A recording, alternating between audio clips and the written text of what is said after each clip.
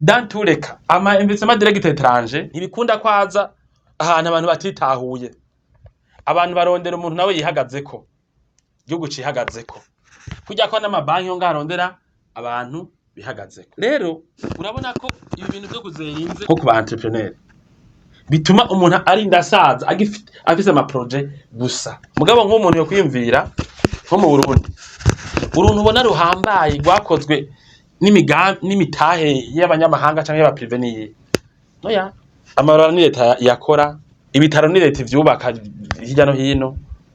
Murabona ko rero igihe investissement direct d'étranger zitahari, abantu bashaka gukora ibyo bashoboye, ubuzima bukabaho. Ngarutse rero ku ba entrepreneur rero banyumvirize rero, urashobora nawe uri mu entrepreneur gukora imigambi yawe n'igihe utabarose financement. Ni hamwe mpanda babwira ngo kwikata kw'inyama. Abantu bose barakunda umuntu afite ubushobozi bwo kwikata kw'inyama, kuburyo avuga ati umuntu ari ndakora ibintu nk'ibi ata financement, burya twokorana tukaba mu buryo ntiyo cavyara vyinshi, ugira experience mu byo kwigwanako, kwibako.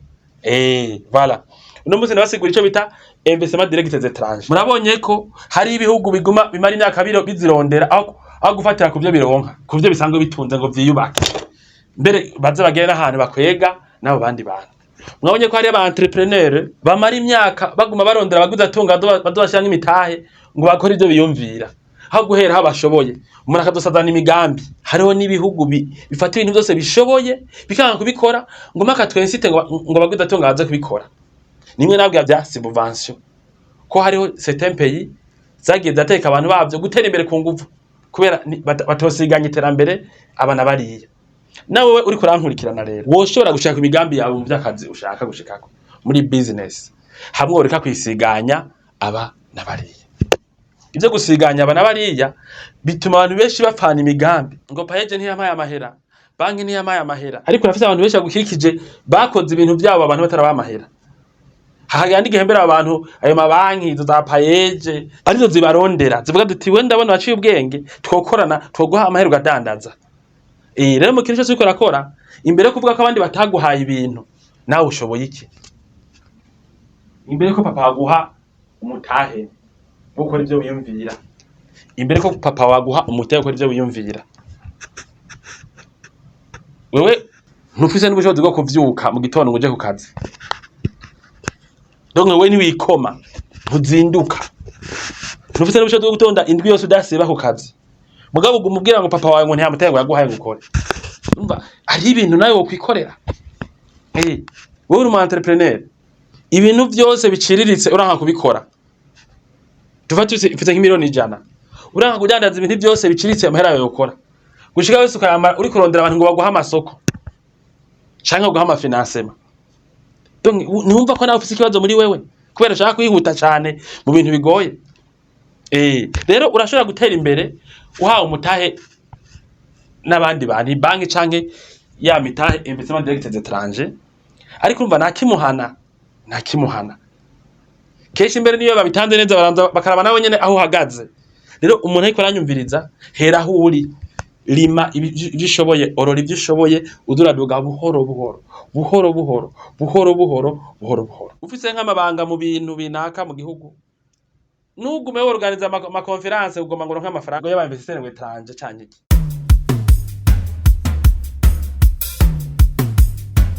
Bene wacu ndabaramukije.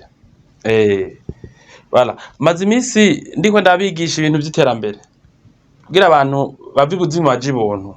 Hari abantu bitari kutariko byose bavyumva mu makuru.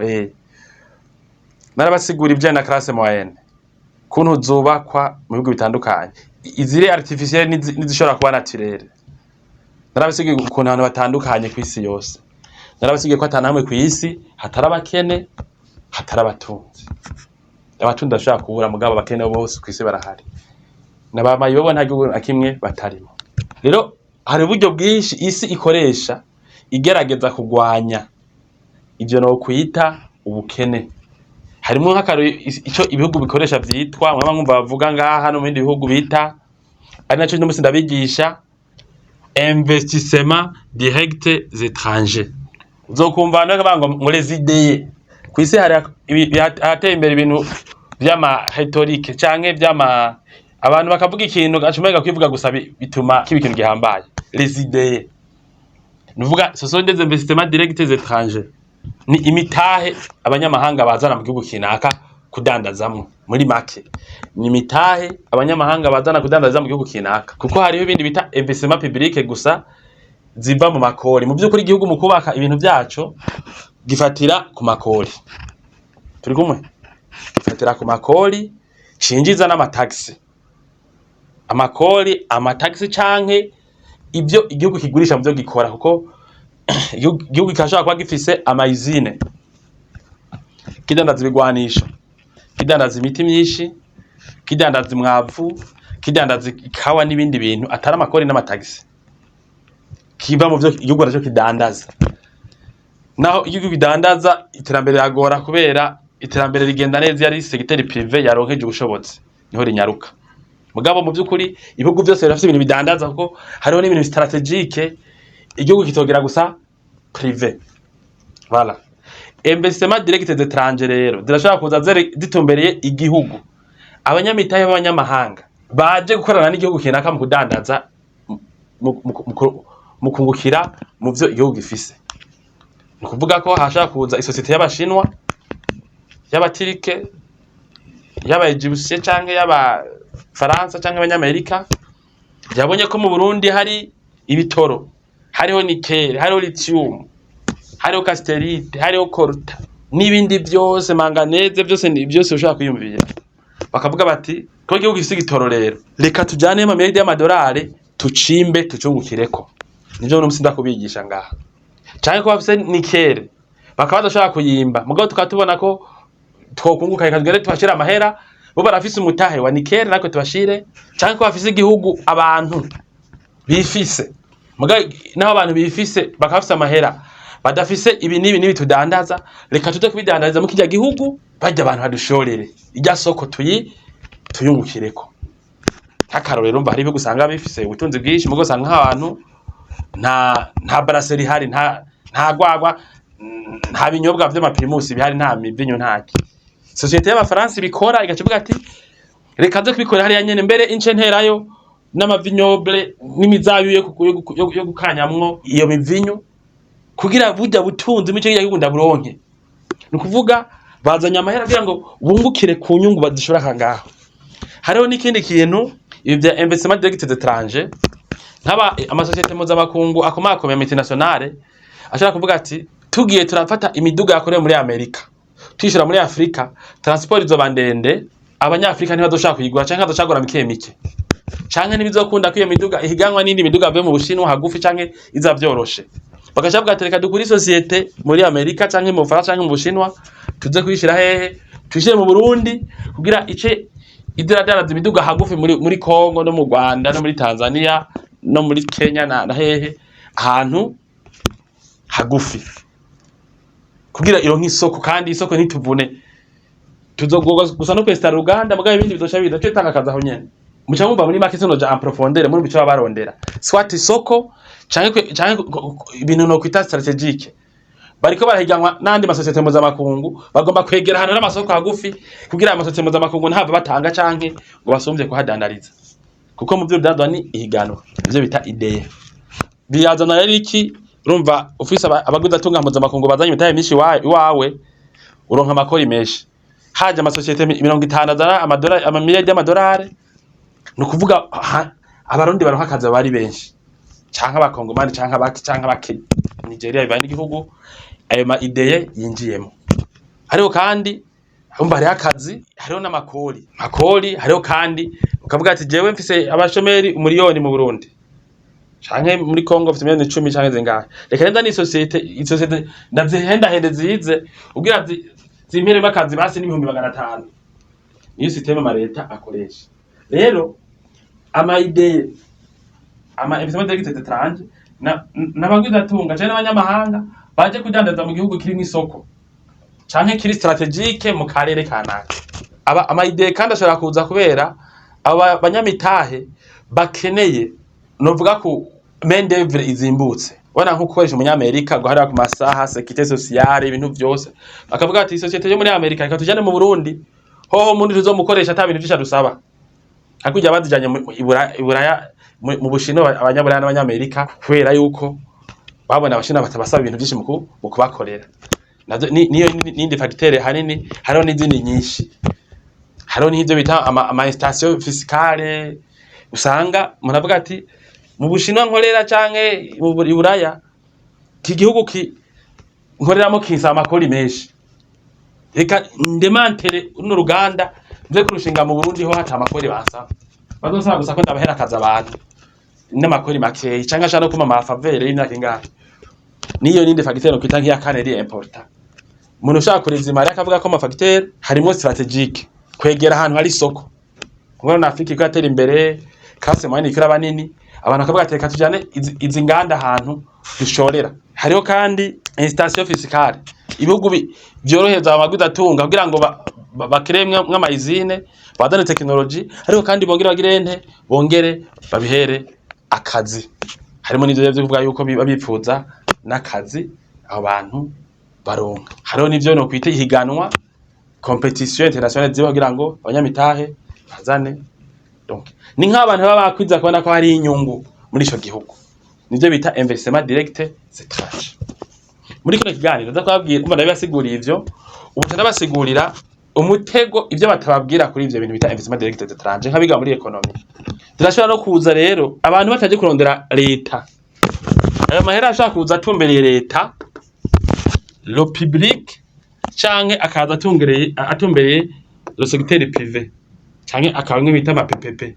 Bantu mutaritura BMBC Group muriko murahomba. BMBC Group nishira hamwe rutura yubaka rigaca rigurisha amazu kuva mu 2012. BMBC Group ririko rirubaka amazu mu gisagara ca Bujumbura, ibigwati vy'amazu meza cane hafi uburari 1000. Umve tubahonje, BMBC Group iriko yubaka ibigwati vyagutse cane, usangamwe amazu amajana n'amajana. Aho ni muri quartier Miriware ya mbere, Diaspora City, Tenga na Gahage, n'ayari karaduzwa mu matongo y'abantu. Abakiriya ba BMBC Group hanini n'aba diaspora. BMBC Group ifise amatongo kwije bisabwa, wiguriye inzu yawe mu nyuma ntazuguruzuguru. BMBC Group ikubakiye inzu ushobora kuriha cash canke bukebuke canke kwidanira izomara imyaka 50. BMBC Group irubaka inzu igacishiramwo vyangombwa vyose ukinjira umenga utashe muhira. BMBC Group yarazize kuzera inze, umva kabirya kayo yifitiye n'inganda zihingura ibikoresho bijejwe kubaka ayo mazu. Murashaka kubakisha amazu y'uburaro, amahinguriro, amahotel, amashure, ibitaro n'izindi, egere BMBC Group ifise abaenjenyere b'inzobere kandi bo ku rwego mpuzamakungu. BMBC Group muzoyimenyera ku mazu yakaka kandi akomeye cane ku biciro vya mbere biri hasi mu Burundi.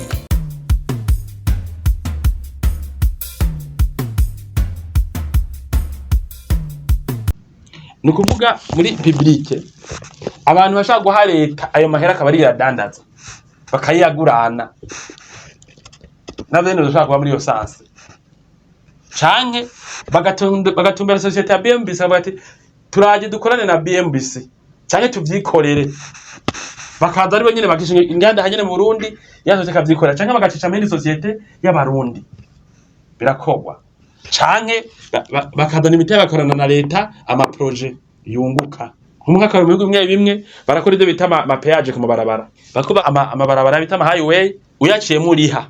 Donc leta ikagira amapare canke aba privé hagira amapare canke aba privé bazanye iyo mitahe bakaza kwexploit iyo poro canke iyo parking canke ico kiraro canke ico imyaka n'imyaka, hanyuma bakadushikiza leta bamaze kuronka ivyo bakavyita PPP, partenariat public privé. Ubwo n'ubundi buryo rero ivyo vy'amayidea bishaka gukoreshwa kucisha muri leta canke ba privé. Voilà. Hanyuma rero ubu ngoma ndakubwira ukuntu igituma hari ibigo bironka ama idée menshi ibindi ntibiyaronke. Ivyo no kwita les facteurs attractifs. Hari ibintu ibihugu bigira kugira byikwegere kagwiza tunga bose mu mahanga. Urabona nk'i Dubai hari umuntu arajayo bamufate ngo ntiyatanze ikori. Oya nta muntu aje bamufate ngo atanze ikori. Leta yarize ukuntu kugira abanyamahanga binjire muri rya soko ari nyinshi itabagoza ibintu by'amakori. Izite n'amadolari gusa basiga ngaha bare mu mahoteli arakwiye. Baragageza nta gushaka imitwaro minini rero uri mu kirya gihugu. Kugira ngo mujeyo muri benshi nta bintu byinshi bagusaba nta matarakase nta bintu nabi. Bashaka sakinga umutekano n'amakamera menshi n'abapolisi bari seriye gose. Mugabo no kuvuga baragize iki amakori bahari ukundi atari nko kwino kugira abantu bagendeyo ari benshi gukora yituzi dutoza na bunini. Hanyuma nk'umuntu waje kuji Dubai uramaze kubona iby'umutekano aho ukuntu bikarishe ukuntu bikarishe igihugu gicunzwe ni telefone utaye nibatora kuko ico gihugu nicemera ko umunyamahanga aho hantu ahagiriya stress. Urumva ni kugira ngo bazamukwega ngire bati iwacu uje nta muntu azokujya no gwara. Mugabo mwibuka nababwiye kwisi nta hamwe ari mwijuru ahantu hose barapfa abantu baricana baribana bararoga. Mugabo urumva ari nk'igihugu cy'i Dubai bari seriye gose kubintu bya security no kwiba kurugero rwo hejuru. Nubwo n'uburorero rero ndiko novuga ndiko ndabaha.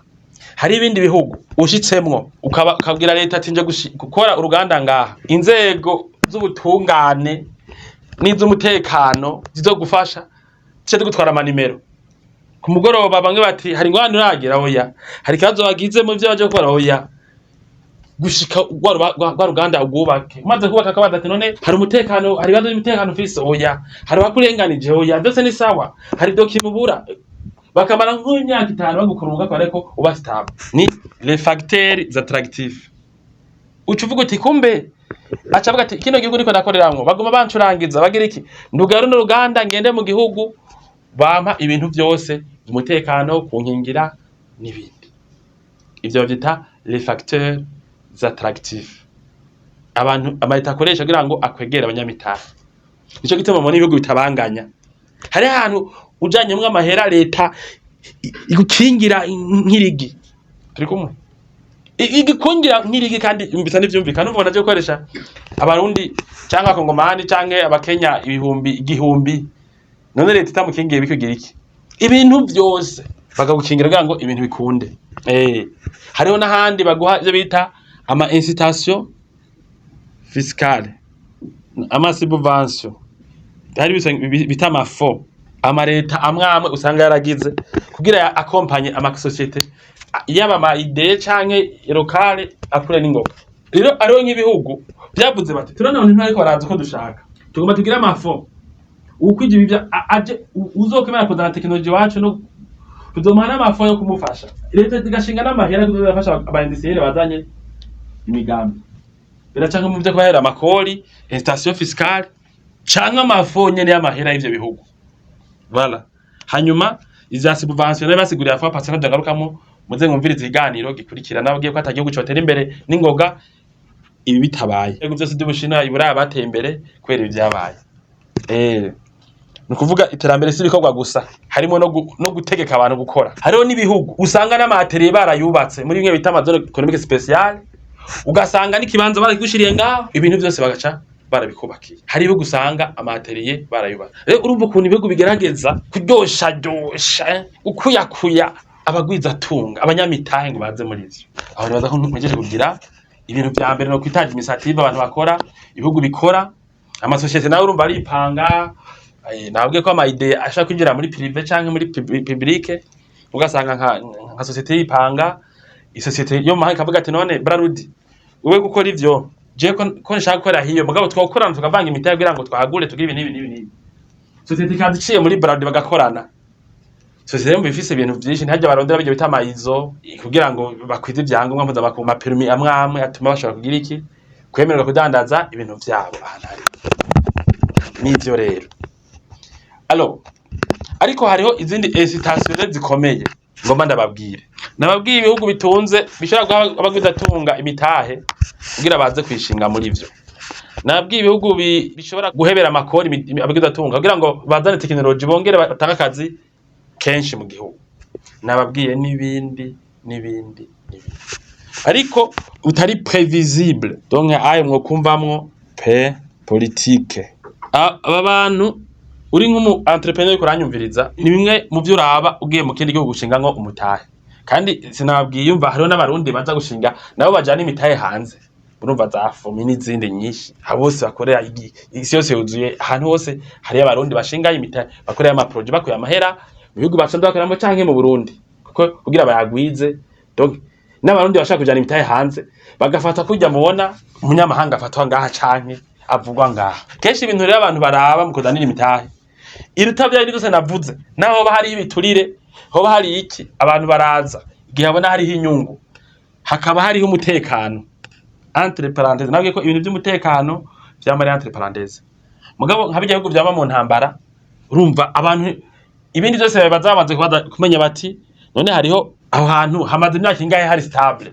previsibilité nibike nofatira ko kugira ngo nemeze yuko ndashinze umutahe muri 5 anoba nkiriko ndahakorera atantambara yo yarabaye atanjane za politike zo bazarahabaye nka mu Burundi wacu ugiye ukabona nta nganda z'abazungu nyinshi muhura nijya myaka igihugu cyari kibere mu bindi bintu nkabo je tungana barabaho imyaka myinshi atamahoro bazi nuko yoshoboka atana umutekano entre parenthèses ibintu by'umutekano n'amahoro ni entre ni kujya kwingwara mugwa mucunganye cyangwa umuyiteze wisi hose nahitangwa hari amahoro murabumva no mu bango stable ngo hatutse ibintu mugabo hari ibintu baraba iyo atabintu by'ibiroberi atabintu by'abaterroriste atabintu by'injyana za politike canke za politike zitari arume abantu vuga atanu twakorera udafise kirero nta kindi kintu ubwira abaguzatunga icya kabiri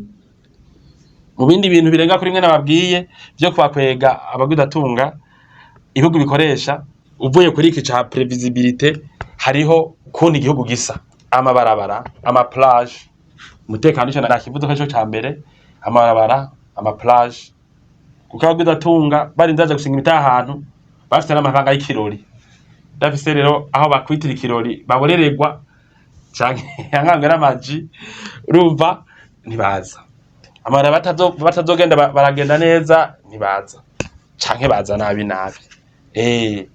hariho muri video iheze bije ukuntu isagara byubakwa narabwiye ukuntu amarabara yubakwa nabwiye n'ibindi bintu kugira ngo abantu bumve ko boshobora kugenda nk'akaro n'amakinga mu mabarabara ngari turabishikira mugabo ibihugu bimwe bikoresha kugira ngo bikwege abaguzatunga kubaka amahoteli meza nagenda bivuga n'ibindi byose bituma abaguzatunga baza mu gihugu donc hariho les routes les infrastructures aha kora bimwe bita ama standard international amabara kuje amategeko bitore kuje amategeko isuku ama planification n'ibindi bintu byinshi babishaka kwensita abantu hariho kandi nk'ibindi no kwita main d'œuvre donc education hari ibihugu biba bibona yuko bidafite amarusuruse navuze nk'ivyo usanga biri muri bino bihugu byacu ibiti nkaho za Kongo usanga bafite ibiti byinshi bizimvye byo kuvamo imbaho zidasanzwe ugasanga hariho nka za Gabo bafite ibiti byinshi n'izindi nzaha n'ubundi butare ibihumbi n'ibihumbi bitoro n'ibindi hari ibihugu rero usanga bidafite ivyo bintu ndiko ndavuga bigaca bigira iki bigaca bishira umutahe muri education nukuvuga bugaca babwira byo bihugu bifise imitahe bati mweki wacu turafise abantu bize cyane bazi abahinga baba electronicien baba electromechaniciens babaki muje gushinga amazini wacu mendevre ni vogovogo nukidoraguza hari ibihugu rero bimeze uko bigisha cyane akujya bagira muri Aziya umva abantu bariga ku rugero hejuru kugira ngo kujya nagira mu Buhindi ama university agahiga gusora abantu baciye ubwenge cyane kugira ngo leta igacigira abanyamahanga bati megi wanyu nivyo murafise amahera mugo namwe ntimuronka abakozi niyo mwarose muronka bazimvye ariko je ndafise bize ingo mushinga uruganda iwanje n'ibindi bintu abantu bagira murumva rero namaze kubabwira mu biganiro byacu ko ibihugu bishaka kudandaza ubwenge bwabavyo canke ivyo butunze dantureke udandaza ubwenge usanga arusha udandaza ibindi voilà narabwiye rero ibijanye n'amasubvention bitangwa mu bihugu ibijanye n'ama projet akorwa n'aba entrepreneurs alors ubu naho twavuze ubu mwataye ico bita investissement direct étranger imitahe y'abanyamahanga iza mu gihugu kinaka canke iza kuba privé nk'abantu bakaza mutahe muri BMBC. Ubu rero ngoma nabasigurire umutego iyo mitahe irimo nakahise kayo. Bona bijya bintu twege muri BMBC dukora, bijya bintu byo uburaro twege dukora muri BMBC kuva tubitangura. Hari abantu bakubwira bati erega yewe suko bigenda, ayo ma projet ukeneye kuyakora genda urondera banki mu yakorane, rondera abantu batanga amafinance akora he nivyo abarahari mu yakorane. Babambwiye bati rondeje no kwita investissement direct étranger. Ndazi n'abariko baranyumviriza, hari aba entrepreneur baze nk'imyaka nka 15 bariko barasiganwa n'ama societe ngo atanga financement kugira ngo bakore ama projet yabo, atakina kimwe baratangura canke atavyo batanga iboneka. Mwumvise projet nziza vraiment bizokunguka, reka rero ndondere ku nguvu abantu bazompa umutahe wo gukora. Abo rero baganya n'ibihugu, aba entrepreneur no baganya n'ibihugu navyo nyene bishaka gushira inguvu mu kurondera buraza inshingano na investissement z'inyuma direct étranger, aho kuraza gushira inguvu mu zishoboka à l'intérieur. Anje ikintu ca entrepreneuriat rero naco gituma kino ganiro baza ko mwakinsavye no kuvuga ibintu birafitanye isano no kurinda, ibintu by'ama investissement birafitanye isano no kurinda. Ibihugu bimwe bimwe bifata bigahengera bigafatira ku butunzi byifitiye, bikubaka amabarabara naho bari kuri ritme ntoyi, bigateza imbere uburimyi, bigateza imbere bya nivyo nababwiye, bigateza imbere amayizine, bikubaka amashuri ama université, bikagira ibintu byose bishobora ama santé n'ibindi, bagateza imbere recherche, bagafinansa na recherche ibihugu bimwe bimwe. Ibindi bihugu navyo bigendera kuri theory ya direct étranger, biba biriko bigirane vyirirwa biriruka birondera gukonvenka abagwiza atunga mpuzamakungu. Bamaze nk'ama entrepreneur amara 5-10 ariko ararondera ngo amawe nije ngo azofinansa ama projet yiwe, ariko ararondera ama fonds d'investissement ngo azoha financement ama projet yiwe. Ni kuvuga hari igihugu kimara imyaka yose ciruka gukirabe ko cyo kwenteresa aba investisseur, navyo ntibikunda. Aba investisseur udakoresha dufise ntibenteresa. Ça veut dire quoi? Urumva nababwiye ko ama ideye, les idées zishobora kuja, izo investissement zishobora kuja muri public canke muri privé canke zikaba ama PPP. Kuvyigihugu igihugu nta nigikeneye kwirukanga cane, cogisho bita cadre légal, ibihugu ntivyiruka cadre légal gusa yensita aba investisseur. Ibindi bakeneye amabarabara, donc umutekano pe, sécurité, infrastructure, la santé, ko azokwivuza aho hantu, donc n'ibindi divertissement, ari main d'œuvre harimo éducation de qualité. Ibihugu bikeneye ama investissement direct étranger usanga programme bizihindura nko kuri 5 kugira bame abantu bavyo biga ibintu bigezweho, kugira byame biri competitif.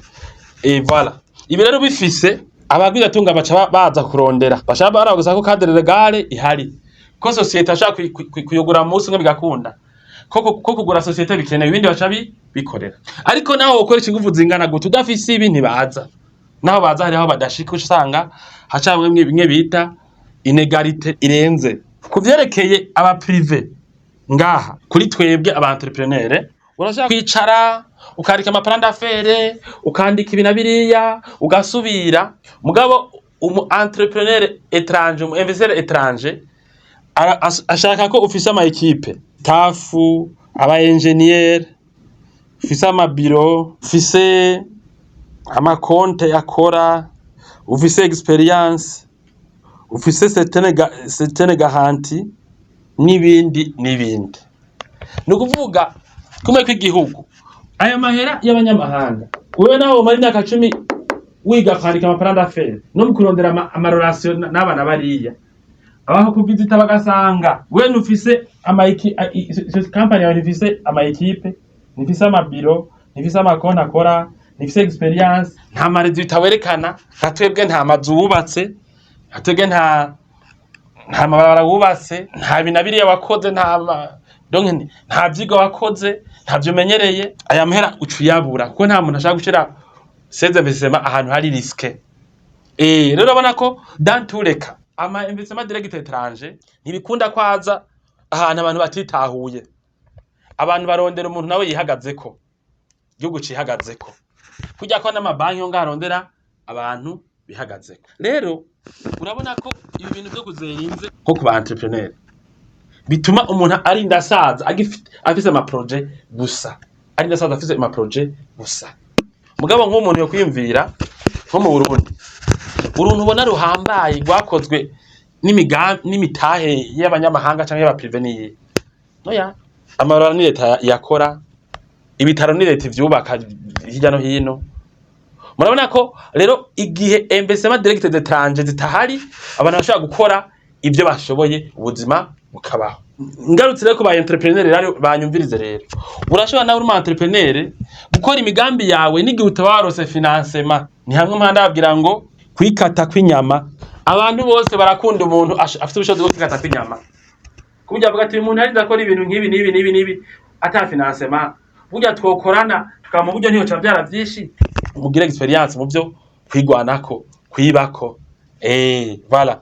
Uno muzi nabasigura ico bita investissement direct d'étranger. Murabonye ko hari ibihugu biguma bimara imyaka bizirondera aho gufatira ku byo bironka, ku byo bisanzwe bitunze ngo vyiyubake, mbere baze bagere n'ahantu bakwega nabo bandi bantu. Mwabonye ko hari aba entrepreneur bamara imyaka baguma barondera abaguzi atunga badobashanga imitahe ngo bakora ibyo biyumvira, aho guhera aho bashoboye umuntu akadosazana imigambi. Hariho n'ibihugu bifata ibintu byose bishoboye bikanga kubikora ngo maka twensite ngo abaguzi atunga baze kubikora. Nimwe nabwo bya subvention ko hariho certain pays zagiye zateka abantu bavyo gutera imbere ku nguvu kubera batosiganya iterambere abana bariya. Nawe uri kurankurikirana rero, woshobora gushaka imigambi yawe mu by'akazi ushaka gushikako muri business, hamwe ureka kwisiganya aba nabariya. Ibyo gusiganya aba nabariya bituma abantu benshi bapfana imigambi ngo paeje ntiyamaye amahera, banki ntiyamaye amahera, ariko urafite abantu benshi bagukikije bakoze ibintu byabo abantu batarabaha amahera. Hahagenda igihembera abantu ayo mabanki za paeje arizo zibarondera zivuga duti we ndabona baciye ubwenge twokorana twoguha amahera ugadandaza. Rero mu kintu cyose uko rakora imbere yo kuvuga ko abandi bataguhaye ibintu, nawe ushoboye iki? Imbere ko papa waguha umutahe gukora ibyo wiyumvira, imbere ko papa waguha umutahe gukora ibyo wiyumvira, wewe ntufite n'ubushobozi bwo kuvyuka, ntufite n'ubushobozi bwo kuvyuka mu gitondo ngo uje ku kazi. Donc wewe ni wikoma ntuzinduka, ntufite n'ubushobozi bwo gutonda indwi yose udasiba ku kazi, mugabo umubwira ngo papa wawe ngo ntiyamuteye ngo yaguhaye gukora. Umva ari ibintu nawe wo kwikorera. Wowe uri mu entrepreneur, ibintu byose biciriritse uranka kubikora. Tufate ufite nk'imiliyoni 100, uranka kudandaza ibintu byose biciriritse amahera yawe ukora, gushika wese ukayamara uri kurondera abantu ngo baguha amasoko canke guha amafinancement. Donc niwumva ko nawe ufite ikibazo muri wewe kubera ushaka kwihuta cyane mu bintu bigoye. Rero urashobora gutera imbere uhawe umutahe n'abandi bantu, banki canke ya mitahe investissement direct d'étranger, ariko urumva nakimuhana keshi imbere niyo babitanze neza baranza bakaraba nawe nyene aho uhagaze. Rero umuntu ariko aranyumviriza, hera aho uri, lima ibishoboye, orora ibyishoboye, uduraduga buhoro buhoro. Ufise nk'amabanga mu bintu binaka mu gihugu, nugume organiza ama conference ugoma ngo nk'amafaranga y'abainvestisseurs ngo étranger cyane iki. Babonye kuzi gukora bazizana. Abantu bose bashaka umuntu ari seriye, azi gukora, azi gupanga ibintu. Bacha bada go propose ibintu atujya muntu nibyo abigera neza, nako ivyo yacu ashobora kubigera neza. Murakoze, mugira ibihe byiza.